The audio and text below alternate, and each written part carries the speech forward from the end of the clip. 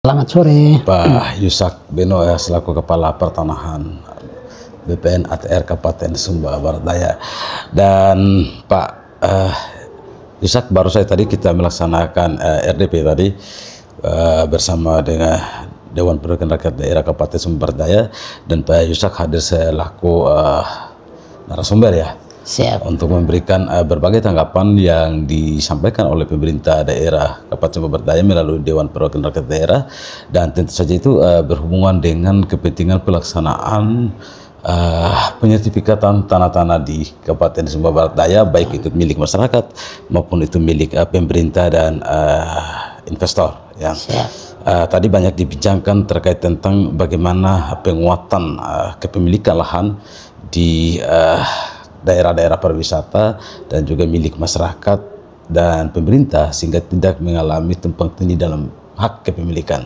Nah, berdasarkan hasil RDP tadi, Pak Yusak, bagaimana tanggapan Pak Yusak selaku Kepala Pertanahan untuk wacana strategis ke depannya untuk menyukseskan program-program pertanahan di Sumba Barat Daya? Baik, terima kasih saudaraku. Hasil tadi rapat dengar pendapat secara umum dengan DPRD Kabupaten Sumba Barat Daya pada prinsipnya berjalan dengan baik. Rapat tadi membahas terkait dengan investasi bagi investor untuk menanamkan modal di Kabupaten Sumba Barat Daya. Kita ketahui semua bahwa Sumba Barat Daya saat ini daerah yang sementara berkembang, dan perkembangan itu dilandasi dengan kita lihat pariwisata yang semakin dari hari ke hari investor selalu berdatangan di SBD dan selalu meningkat. Namun kendala kita di SBD bahwa daerah-daerah yang berpotensi sebagai lokasi investasi ternyata ada yang masuk di dalam kawasan hutan bakau ABCD.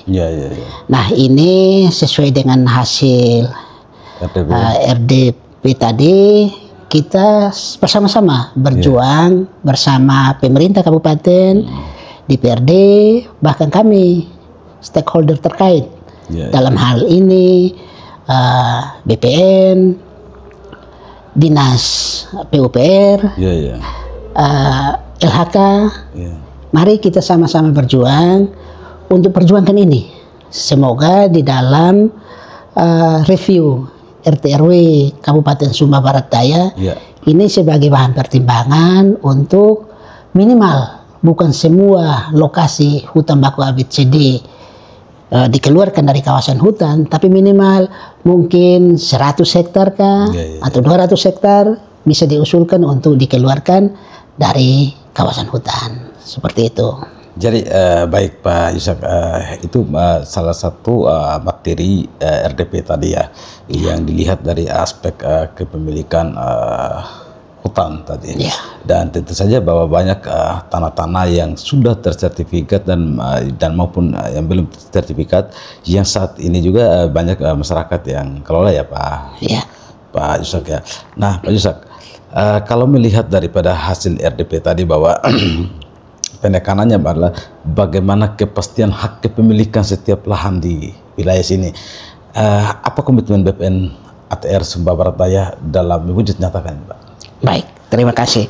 Memang kami di Kantor Pertanahan Kabupaten Sumba Barat Daya mendukung penuh program pemerintah daerah untuk penataan aset bagi masyarakat, tentu melalui program strategi nasional yang ada di BPN itu sendiri, yaitu program PTSL, kemudian program reforma agraria atau redistribusi tanah, dan tahun ini kita mendapatkan kegiatan yang namanya konsolidasi tanah atau penataan kembali kawasan-kawasan kumuh, dan itu kita berkolaborasi dengan Dinas PRKP, dan puji Tuhan selama ini semuanya berjalan dengan lancar. Yang menjadi persoalan adalah memang kami akui bahwa di Sumba Barat Daya, khususnya di daerah-daerah perkotaan, kami melihat dari pemetaan kami banyak bidang tanah yang terjadi terjadi overlap atau tumpang tindih, sehingga kami berusaha kegiatan-kegiatan yang melalui pengukuran perorangan, kami berusaha untuk memastikan kembali bidang-bidang tanah itu sehingga jangan terjadi tumpang tindih lagi atau pendobelan sertifikat di atas lahan-lahan yang sudah bersertifikat. Memang ini terkesan bagi masyarakat bahwa apa yang kami lakukan ini sangat lamban, tapi itulah yang kita harus lakukan. Jangan sampai kita terbitkan sertifikat kemudian bidang tanah itu ternyata tumpang tindih dengan bidang tanah yang lain. Kemudian tadi mereka tanyakan juga terkait dengan pengurusan sertifikat itu mahal. Kami mau sampaikan bahwa kami di BPN sudah diatur atau dilindungi dengan ketentuan aturan yang mengatur kami untuk bekerja harus di rambu ini, yaitu di dalam PP nomor 128 tahun 2015 itu terkait dengan jenis penerimaan negara bukan pajak yang berlaku di Kementerian ATR BPN. Nah, semuanya itu perhitungannya dengan rumus luas tanah untuk kegiatan pengukurannya. Luas tanah dibagi 500 dikali SBHK, yaitu. Betul. Kemudian SBHK kita di sini untuk tanah non pertanian 33.000, sedangkan untuk tanah pertanian 16.500. Itu ditambah dengan 100.000, sehingga diasumsikan bahwa kalau orang mengurus tanah dengan luasan katakanlah 1.000 meter persegi, itu nilainya mungkin 1 juta saja. Tidak semahal yang masyarakat selama ini sangkakan. Karena kami melihat bahwa pengurusan itu PNBP-nya juga ya Pak ya? Itu PNBP, itu kita store ke negara. Kemudian panitianya juga ada rumus tersendiri juga. Tentu luas tanah dibagi 500, HSBK kita yaitu sekitar 20.000 ditambah 350. Kemudian biaya pendaftaran kita Rp50.000. Itu ke PNBP. Sudah jelas sebenarnya ya Pak, sesuai sudah jelas judis teknis yang ada ya. Kemudian terkait dengan yang tidak diatur adalah transportasi dan akomodasi. Itu di PP 128 2015 di pasal 21 ayat 2 itu transportasi dan akomodasi ditanggung oleh pemohon. Nah, biasanya kalau di BPN itu adalah perhitungan real. Katakanlah teman-teman dari sini ke Desa Karuni, mereka katakanlah mengisi bensin 2 liter. Berarti itu nilainya berapa? Mungkin beli air minum, beli nasi 1 bungkus, kemudian rokok. Itu di-realkan nilainya berapa, kemudian bisa dikomplain kepada masyarakat untuk masyarakat mengganti. Ya, kepada masyarakat pemohon tadi ya. Betul. Kemudian solusi kedua, kalau memang di Pemda sudah ada terkait dengan biaya transportasi dan akomodasi yang dibuat oleh Dinas Perhubungan, maka itu juga sebagai rujukan. Sehingga memang masyarakat itu kita tidak bebankan biaya yang cukup mahal. Kami tidak pungkiri dalam pelaksanaan kegiatan ini ada oknum, ada oknum tertentu yang mungkin di luar biaya-biaya ini ada klik dengan pemohon itu sendiri. Kami sampaikan bahwa sudah 3 orang yang kami kasih keluar di sini, yaitu PPNPN. Kalau pejabat, kami pernah BAP, kami sudah usulkan proses rolling mutasi supaya dia jangan ada di sini. Betul. Kalau dia ada di sini, dia terus berbuat begitu, berarti merusak nama baik lembaga kami. Seperti itu.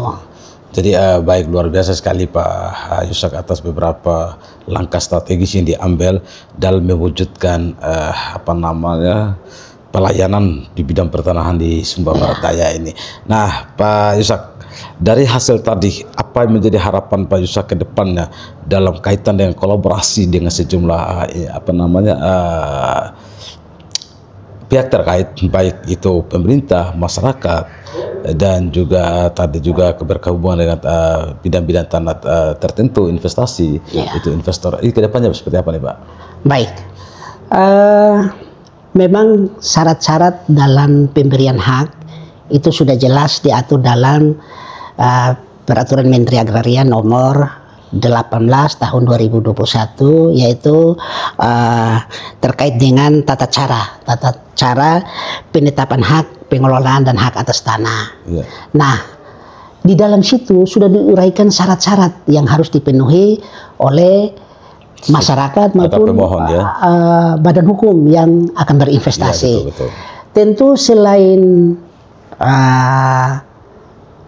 subjek, objek, hubungan hukum, tentu ada perizinan. Betul. Perizinan ini kan ada kait mengait dengan instansi lain. Betul. Nah, kalau untuk berinvestasi harus ada di BPN itu harus melakukan PTP, pertimbangan teknis pertanahan untuk dikeluarkannya KKPR, kesesuaian kegunaan pemanfaatan ruang.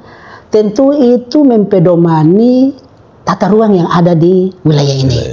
Sehingga kami di dalam tugas tidak terlepas dengan instansi PUPR, kemudian untuk memberikan informasi terkait tata ruang, kemudian dengan UPT Kehutanan untuk memastikan bahwa bidang-bidang tanah itu tidak masuk dalam kawasan hutan. Ya, betul.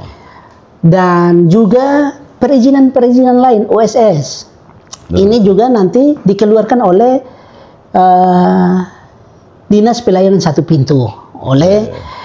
Sebab itu maka kami berharap ke depan mungkin masing-masing institusi lembaga ada aplikasinya tersendiri.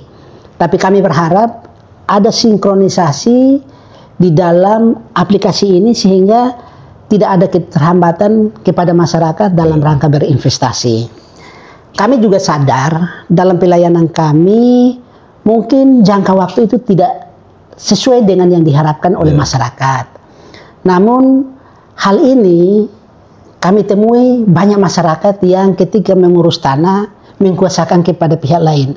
Nah, ketika ada persoalan permasalahan di lapangan atau ada dokumen-dokumen yang bagi kami belum pas, ternyata ketika kami hubungi itu kadang-kadang sulit. Sehingga ini yang mungkin menjadi faktor dan diharapkan ke depan agar tidak terjadi tanah yang kalau mengurus tanah harus dikuasakan kepada pihak lain.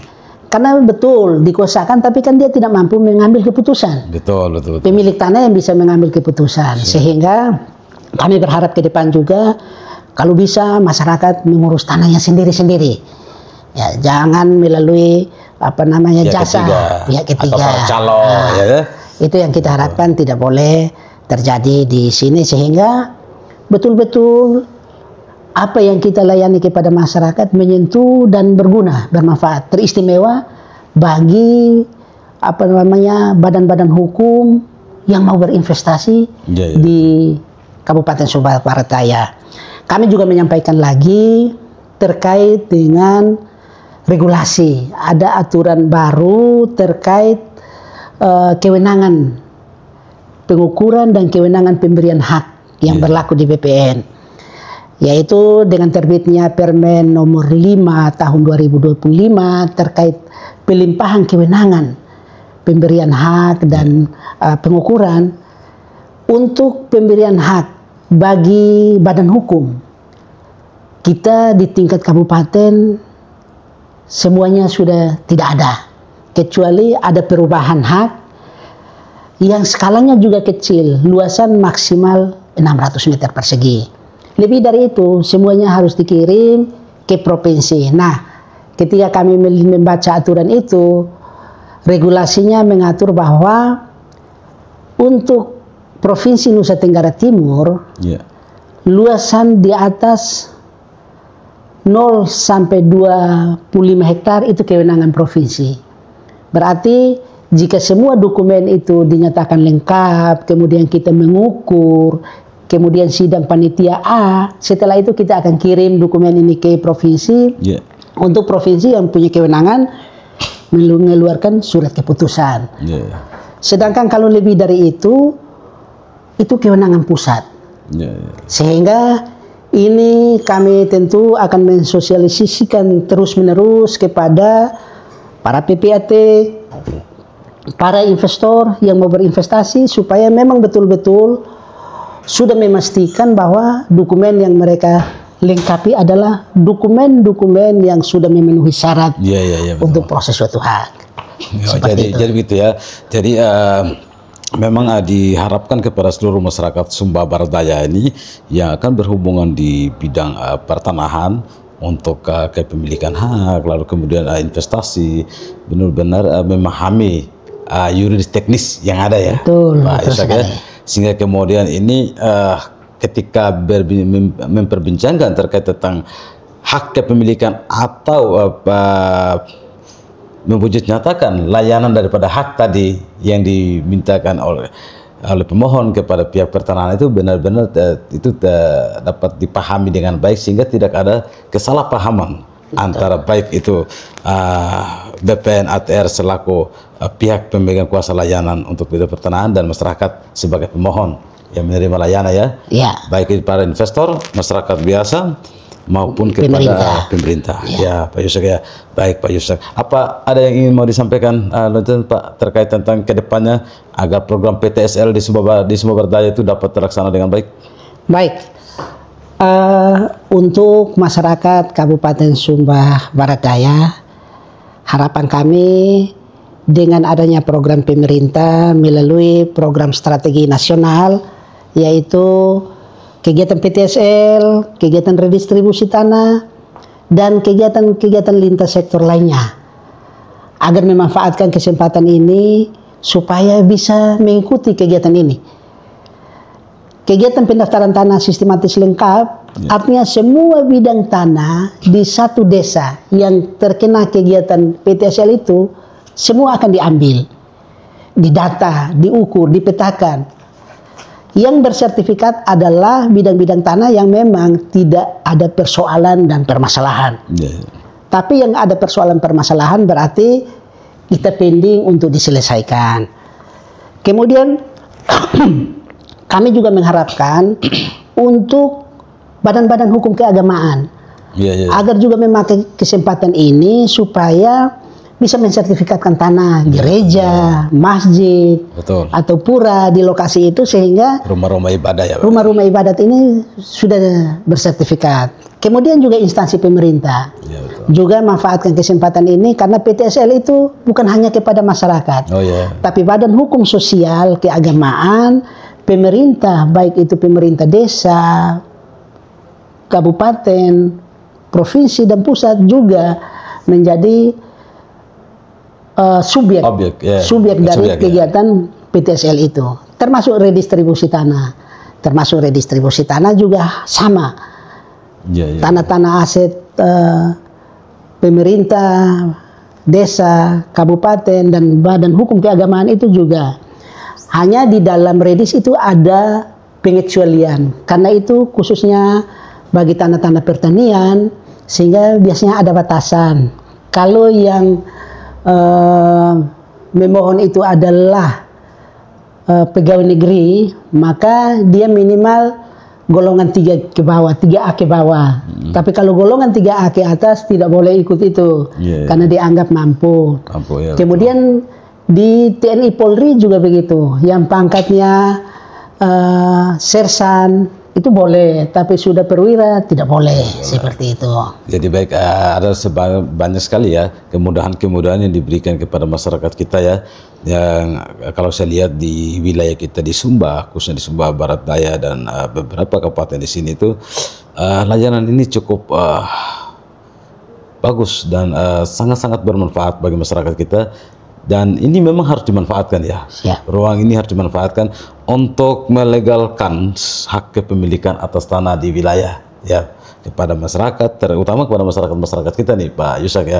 Kita harap ini program PTSL ke depannya ini dapat dimanfaatkan sehingga kemudian hak atas tanah itu betul-betul sudah terpenuhi secara hukum. Baik. Ya Pak. Mungkin saya tambahkan sedikit terkait dengan aplikasi yang memudahkan di kantor pertanahan.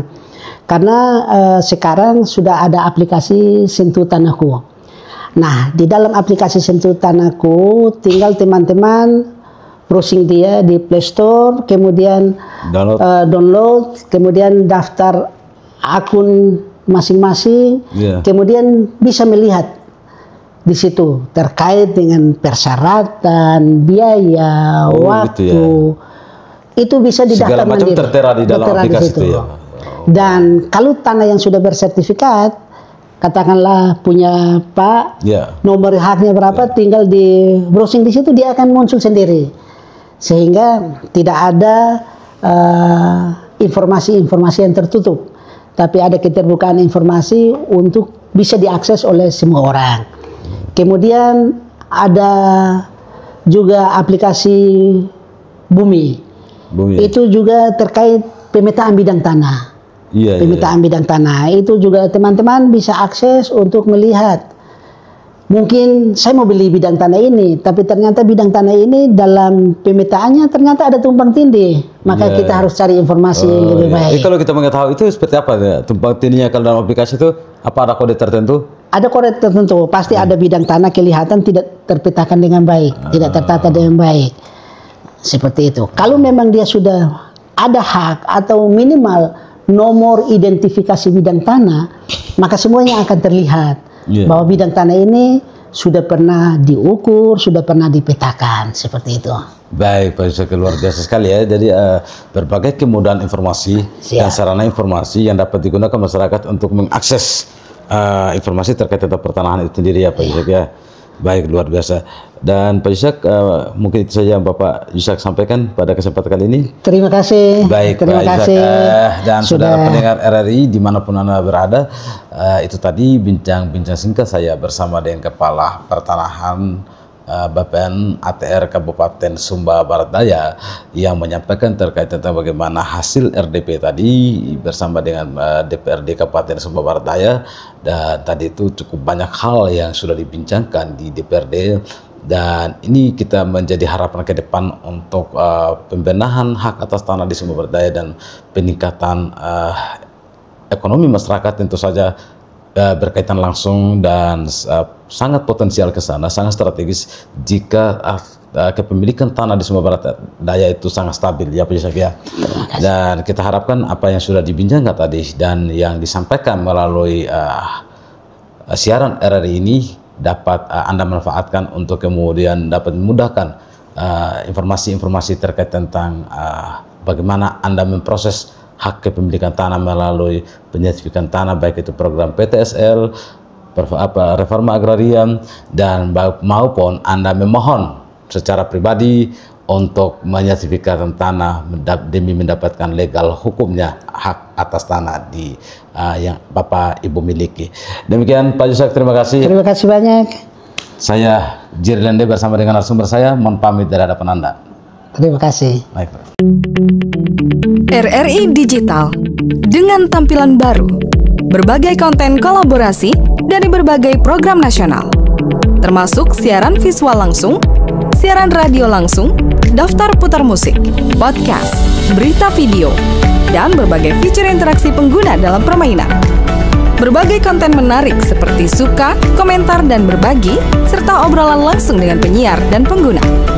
Pesan langsung dan fasilitas obrolan pribadi antara pengguna aplikasi juga tersedia. RRI Digital tersedia di Google Store dan App Store. RRI Digital.